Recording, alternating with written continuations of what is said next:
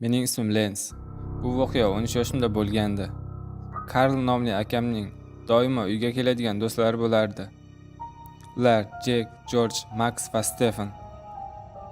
Ular har doim televizor ko'rayotganimda kelib qolardilar va meni xonamga jo'natib yuborardi. Jahlim chiqqani sababi bugun ham shunday qildi.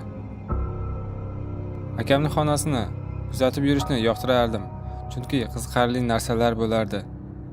Xonasida yurganimni ko'rib qolsa, chiqib ket deb baqirardi.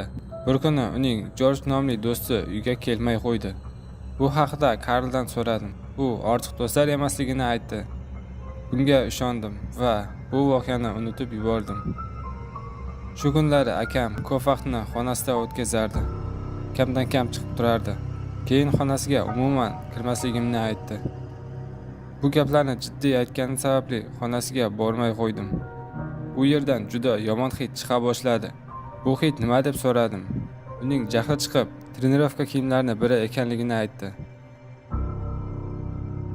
Va bu gaplarga men ishondim. Bir kuni ota-onam uydan chiqib ketdi va akam va men uyda yolg'iz qolgan edik.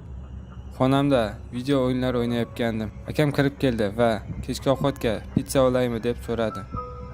Men darhol ha dedim, chunki pizzani yoqtirardim. U "Xo'p, pizza do'koniga borib kelaman" deb chiqib ketdi. Uydan chiqmasdan oldin iltimos xonamga kirma degandi. Bir necha daqiqadan keyin video o'yin o'ynab zerikdim va akamning xonasiga yo'l oldim. Akamni aytganini qilmayotganimni bilardim.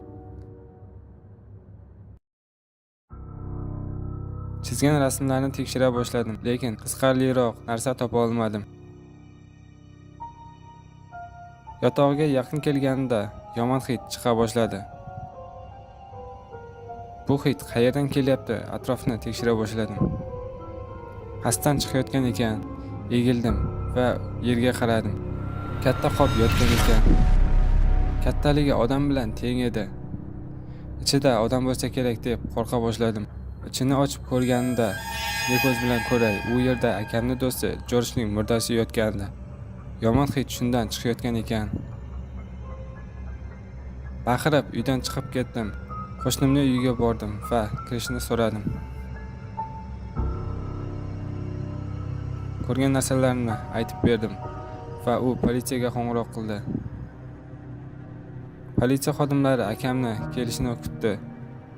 Uyga kelganda esa darhol hibsga olindi.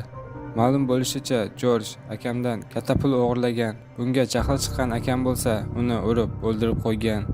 Tushuna olmasdim. Akam yaxshi bola edi. Bunday ish qilishni hatto tasavvur ham qila olmasdim.